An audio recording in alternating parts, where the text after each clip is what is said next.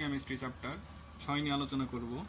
এখানে মূলত দেখো এখানে লেখাই আছে যে এখানে 10 থেকে 12 মার্ক আসবে। এখন যদি ম্যাক্সিমাম সময় 10 থেকে 12 মার্কই আসে, কিন্তু যদি কপাল যদি ভালো থেকে মনে করে দেখা 10 থেকে 15 মার্কে চলে আসে, কারণ চ্যাপ্টার 6 থেকে একটা কোশ্চেন থাকে মাস্ট, একটা সৃজনশীল। তার তার পাশাপাশি চ্যাপ্টার 5 এবং চ্যাপ্টার 11 আবার চ্যাপ্টার 9-10 সাথে মাঝে মাঝে অ্যাটাচ করে এসব কোশ্চেন থাকে।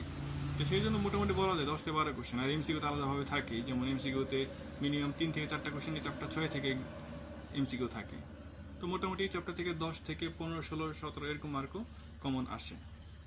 আচ্ছা, তো আজকে আমরা এই চ্যাপ্টারে মূলত মেন 2 থেকে 3 টাইপের ম্যাথ শিখবো। আচ্ছা, শুরু করা যাক তাহলে। প্রথমে আসি, আচ্ছা ম্যাথ করার আগে আমাদের কিছু ডাটা আগে জানতে হবে। যেমন এই পেজটা মাস্ট বি আমাদের মুখস্থ রাখতে হবে এবং জানতে হবে। যেমন প্রথমত আছে 1 মোল পরমাণু। আমরা জানি ক্ষুদ্রতম অংশ, কোনো পদার্থের ক্ষুদ্রতম অংশকে বলা হয় পরমাণু, আর অসংখ্য পরমাণু মিলে তৈরি হয় অণু। এখন 1 মোল পরমাণুতে 6.023 × 10⁻23টি পরমাণু থাকে। আর এই সংখ্যাটাকে বলা হয় অ্যাভোগাড্রো সংখ্যা। বিজ্ঞানী নাম অনুযায়ী এই সংখ্যাটাকে বলা হয় অ্যাভোগাড্রো সংখ্যা। আবার একইভাবে খেয়াল করে দেখো, 1 মোল পরমাণুতে অ্যাভোগাড্রো সংখ্যক 6.023। মনের সময় সবাই গুলায় যায়, এর জন্য সবাই একটু কষ্ট করে 6.023 পড়বা, তাহলে এখানে মনে আসবে যে 10⁻23 মানে 23। 1 মোল পরমাণু সমান 6.023 10⁻23টি পরমাণু। একইভাবে 1 মোল অণু সমান 6.023 10⁻23টি অণু। এখন 1 মোল পরমাণু নির্দিষ্ট পরিমাণ ভর আছে। যেমন হাইড্রোজেন এর পারমাণবিক ভর আমরা কত জানি? 1 গ্রাম। 1 যেমন হাইড্রোজেন 1, তো এর পারমাণবিক সংখ্যা 1, ভর করছিলাম আমরা 1, সে আমরা ক্লাস 8-এও পড়ে আসছি। তো 1 মোল হাইড্রোজেন পরমাণু সমান 1 গ্রাম। আবার 1 মোল হাইড্রোজেন পরমাণু সমান এতটি পরমাণু। তাহলে আমরা কি বলতে পারি? এটা সমান 1 গ্রাম সমান, তিনটা সমানই তো, যে 1 মোল হাইড্রোজেন পরমাণু সমান 1 গ্রামও, আবার 6.023 10⁻23টি পরমাণু। আচ্ছা, এখন একটু আমরা একটু কঠিন দিকে যাই।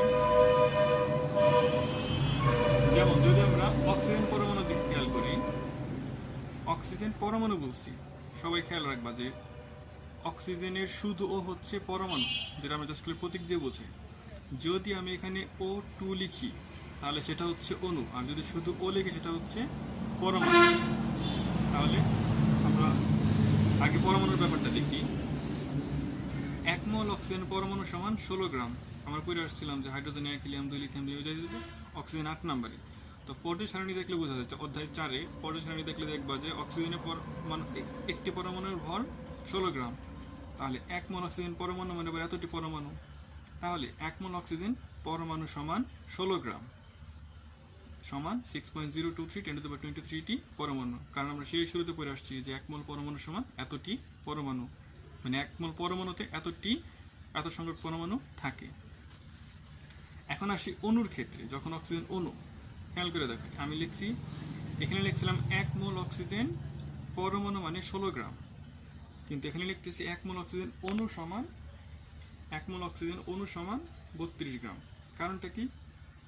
শুধু ও মানে 16, তো O2 মানে কত? 16 গুণ 2, তাহলে 32 গ্রাম, এই জন্য 32 গ্রাম। তাহলে 1 মোল অক্সিজেন অণু মানে আবার এতটি অণু, তো আমরা একসাথে সব কম্বাইন করে লিখতে পারি 1 মোল অক্সিজেন অণু সমান 32 গ্রাম সমান 6.023 10⁻23টি অণু। এটা ছিল পরমাণু, এটা হচ্ছে অণু। এগুলির সাহায্যে কিছু ম্যাথ আছে। তো ম্যাথ করার আগে আমাদের আরেকটু ডিটেলস জানি। এগুলি আমাদের অনেক সময় আসে সরাসরি ডাটা উল্লেখ না দিয়ে এগুলির সাহায্যে কাজ করতে বলে। তো প্রথমত একটা সংজ্ঞা আছে মোলার আয়তন। 1 মোল পদার্থের আয়তনকে মোলার আয়তন বলা হয়। মানে 1 মোল পরমাণু যেই পদার্থ যেইটুক জায়গা দখল করে তাকেই বলা হয়, সেই আয়তনটাকে বলা হয় মোলার আয়তন। এখন কঠিন, তরল, গ্যাসীয় পদার্থের মোলার আয়তন ভিন্ন ভিন্ন হয়। কারণ আমরা তো জানি কঠিনের আকার একরকম, এরপর তরলের আকার একরকম, বায়বীয় গ্যাসীয় পদার্থের জায়গার আকৃতি দখল করার আয়তন একরকম, তো সবগুলি বিভিন্ন হয়। কঠিন এবং তরল পদার্থের ক্ষেত্রে বিভিন্ন পদার্থের 1 মোলের আয়তন বিভিন্ন হয়, সমস্যা একই কথা। আচ্ছা, প্রমাণ অবস্থায় বিভিন্ন গ্যাসীয় পদার্থের পরিমাণ, প্রমাণ অবস্থায় বিভিন্ন গ্যাসীয় পদার্থের 1 মোলের আয়তন সমান। সবাই এই দুইটা বক্স অবশ্যই মুখস্থ রাখবে। রাসায়নিক বিক্রিয়ার ক্ষেত্রে প্রমাণ তাপমাত্রা 25 ডিগ্রি সেলসিয়াস, প্রমাণ চাপ 1 অ্যাটমসফিয়ার। আর গ্যাসীয় অবস্থার ক্ষেত্রে প্রমাণ তাপমাত্রা আমরা ইউজ করব 0 ডিগ্রি সেলসিয়াস আর প্রমাণ চাপ 1 অ্যাটমসফিয়ার। তাপমাত্রাকে মূলত পার্থক্য। এটিএম মানে বোঝা হচ্ছে 1 অ্যাটমসফিয়ার, মানে তাপমাত্রা বায়ুমণ্ডলীয় চাপ প্রকাশ করে, চাপের একক হচ্ছে অ্যাটমসফিয়ার। প্রমাণ অবস্থায় যে কোনো গ্যাসীয় পদার্থের মোলার আয়তন 22.4 লিটার। 1 মোল কার্বন ডাইঅক্সাইড মোলার আয়তন প্রমাণ অবস্থায় 22.4 লিটার। 1 মোল কার্বন ডাইঅক্সাইড মানে আমরা বলতে পারি 44 গ্রাম। কিভাবে দেখি, কার্বনের হচ্ছে 12, অক্সিজেনের হচ্ছে 16, গুণ 2 আছে, 16 গুণ 2, 16 গুণে 32 আর 12 44। তো 1 মোল কার্বন ডাইঅক্সাইড মানে 44 গ্রাম। তাহলে 44 গ্রাম অক্সিজেনের আয়তনে প্রমাণ অবস্থায় কত? 22.4 লিটার। আমরা ওই আমাদের জানা ডাটাগুলোর সাহায্যে কিছু অঙ্ক করব। দেখো, প্রথমে কোশ্চেনটা আছে কি, 1 গ্রাম অণুর সংখ্যা নির্ণয় করো। 1 গ্রাম অণুর সংখ্যা মানে আমার ওজনের সাথে, মানে ভরের সাথে 1 গ্রাম অণুর সংখ্যা নির্ণয় করতে বলছে। তো ভরের সাথে আমার সংখ্যার সম্পর্ক। তাহলে আমার প্রথমে বলা আছে ক্যালসিয়াম কার্বনেট, 3টা ম্যাথ দেওয়া আছে। তো আমি ক্যালসিয়াম কার্বনেটটা করি ম্যাথ। ক্যালসিয়াম কার্বনেটের ভর দরকার, কারণ যেহেতু আমার ভরের সাহায্যে অণুর সংখ্যার সম্পর্ক, তো ভরটাকে বের করি। ক্যালসিয়ামের হচ্ছে 40, কার্বনের হচ্ছে 12, অক্সিজেন 16, 3 গুণ, তো 16 গুণ 3। আর আমরা জানি একটা মৌলের আর একটা মৌলে যখন আণবিক ভর বের করবো, একটা লিখলাম, একটার ভর লেখার পরে প্লাস চিহ্ন হয়, প্লাস এত, দেখছো প্রতিটা পরে প্লাস। আর যেহেতু O3 এই জন্য 16 গুণ 3 এটা ব্র্যাকেটে, এত গ্রাম। হিসাব করার পর পাইলাম 100 গ্রাম। তাহলে গ্রামের সাহায্যে অণু, তাহলে 100 গ্রাম ক্যালসিয়াম কার্বনেটে অণু সংখ্যা আমরা জানি অ্যাভোগাড্রো সংখ্যক। তাহলে 1 গ্রাম অণু সংখ্যা চাইছে, অনেক সময় আমাকে বলে প্রতি গ্রাম, তো প্রতি আর একটা একই। তো 1 গ্রাম ক্যালসিয়াম কার্বনেটে অণু সংখ্যা, এটা আছে এদিকে চলে আসলে, যেহেতু 1 গ্রাম কম তাহলে ভাগ হবে, ভাগ দিলাম। এখন এটা তোমার ক্যালকুলেটরের মান বসালে হবে, অথবা কেউ যদি ক্যালকুলেটর ইউজ করতে না চাও সেক্ষেত্রে আমি এখানে একটু ভাঙাই করছি। এটা এভাবে করলে কি হাতে কলমে করলে সোজা বেশি। এখানে আছে 100 আমরা লিখতে পারি 10 স্কোয়ার, এখানে আছে 10⁻23, 10⁻23 ভাগ 10 স্কোয়ার। এখানে আছে 23টা, এখানে আছে 2টা, কাটাকাটি গেলে এখানে থাকে কয়টা? 21টা। 10⁻21। সিমিলারলি পরে আছে সোডিয়াম ক্লোরাইড আর সালফিউরিক অ্যাসিড। দেখো, সোডিয়াম ক্লোরাইড আণবিক ভর বের করলাম, সোডিয়ামের 23, তারপরে হচ্ছে পরের যে মৌলে গেছে তো প্লাস দিয়ে ক্যালসিয়ামের 35.5 গ্রাম, টোটাল এত। তো এত গ্রামে অণুর সংখ্যা এতটি, 1 গ্রামে কত? ভাগ দিলাম, শেষ। সিমিলারলি সালফিউরিক অ্যাসিডও আণবিক ভর বের করলাম 98 গ্রাম, তো 98 গ্রাম সালফিউরিক অ্যাসিডের অণুর সংখ্যা এতটি, তাহলে একে কত? শেষ। এবার আমার সব নেক্সট ম্যাথ হচ্ছে প্রতিটি অণুর ভর হিসাব করো। প্রতিটি অণুর ভর হিসাব করতে বলছি। তো প্রথমে আছে পানি, তো পানি যেহেতু ভরের সাথে অণুর হিসাব, তো সেম ভর তো লাগবেই, বের করলাম। এবার আমরা জানি পানিতে অণুর সংখ্যা কত? অ্যাভোগাড্রো সংখ্যক, তো 6.023 10⁻23। এতটি অণুর ভর এই 18 গ্রাম। তো একটি অণুর ভর, প্রতিটি অণুর ভর চাইছে, তো একটি অণুর ভর ভাগ দিলেই না, শেষ। আশা করি সবাই বুঝতে পারছো। নেক্সট সোডিয়াম হাইড্রোক্সাইড, এর আণবিক ভর বের করবো। এতটি অণুর ভর এত গ্রাম, একে কত? হাইড্রোক্লোরিক অ্যাসিডের ক্ষেত্রেও সেম, আণবিক ভর বের করলাম, এতটি অণুর ভর এত, একটির কত? এখন এবার আমরা আসি কোন মৌলের শতকরা সংযুতি নির্ণয়। কোন মৌলের শতকরা সংযুতি নির্ণয়, এখানে দেখি 2টা ধাপে কাজ করতে হয়। ধাপ 1, যৌগের আণবিক সংকেত লিখে যৌগটির আপেক্ষিক আণবিক ভর নির্ণয় করতে হবে, মানে আণবিক ভর নির্ণয় করতে হবে। মূলত প্রথম কাজই আমার আণবিক ভর নির্ণয় করা। অতঃপর পৃথক পৃথকভাবে প্রত্যেকটি মৌলের ভর নিয়ে মৌলের শতকরা সংযুতি নির্ণয় করতে হবে। আচ্ছা, 2 নম্বরটা কেউই বোঝে না আশা করি, তো আমরা আগে ম্যাথ করি। আগে হাইড্রোজেন ক্লোরাইড গ্যাসে হাইড্রোজেন এবং ক্লোরিনের শতকরা সংযুতি হিসাব করো বা নির্ণয় করো। হাইড্রোজেন ক্লোরাইড, আমরা যত বেশি যৌগের নাম শিখবো ততটাই আমাদের লাভ, কারণ সবসময় আমাদের সরাসরি যৌগটা দেওয়া থাকবে না, তাই আমরা চেষ্টা করব বেশি বেশি যৌগ নাম শেখার। তো হাইড্রোজেন ক্লোরাইড গ্যাস, যে হাইড্রোজেন ক্লোরাইড যেহেতু তার মানে HCl, তো HCl এর আণবিক ভর, প্রথমে বলছে আণবিক ভর বের করতে হবে। আণবিক ভর হাইড্রোজেনের ক্লোরিনের 35.5 এত গ্রাম টোটাল। এখন বলছে হাইড্রোজেন এবং ক্লোরিনের শতকরা পরিমাণ, মানে কত পার্সেন্ট আছে, এই 36.5 গ্রামে কত পার্সেন্ট হাইড্রোজেন আছে আর কত পার্সেন্ট ক্লোরিন আছে, সেটা হচ্ছে আমার শতকরা সংযুতি। সেই আমাদের ক্লাস 4-5 ঐকিক নিয়মের অঙ্কের মতো। এত গ্রামে হাইড্রোজেনের পরিমাণ কতটুকু আছে? 1 গ্রাম। তাহলে 100 গ্রামে কত থাকতে পারে? হিসাব করলাম এত গ্রাম। আবার এত গ্রামে ক্লোরিনের পরিমাণ কত? 35.5 গ্রাম। তাহলে 100 গ্রামে কত? এত।